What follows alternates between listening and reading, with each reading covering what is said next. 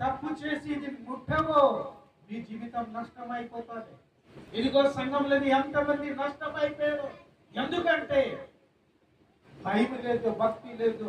మీరు చేసిన తప్పులు పాపలు అభిగించి క్షమాపణ అడిగి ఈ పరిశుద్ధ మందిరంకి వచ్చి ఈ ఆహారము తిందమన్నా. କେତେ ଲୋକ ମରିଗଲେ, କେତେ ଲୋକ ଚାଲିଗଲେ କାହିଁକି ନା ପ୍ରଭୁ ଭୋଜକୁ ସେମାନେ ଗୁରୁତ୍ୱ ନ ମାନିଲେ ସେମାନେ ନାହାନ୍ତି।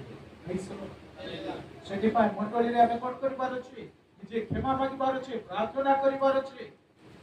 ମନୁଷ୍ୟ ଆମେ ଦେଖିବା, ଜାଣିବା, ଚିନ୍ତା ଭାବନା ଆଲୋଚନାରେ କରିଥିବା ପାପକୁ ଆମେ କ୍ଷମା ମାଗିବାର ଅଛି।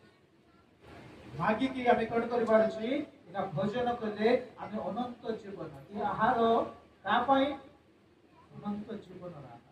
ఈ ఆహారం ఎవరు తినలేదు, వాళ్ళకి ఎట్లేదు నిత్య జీవితము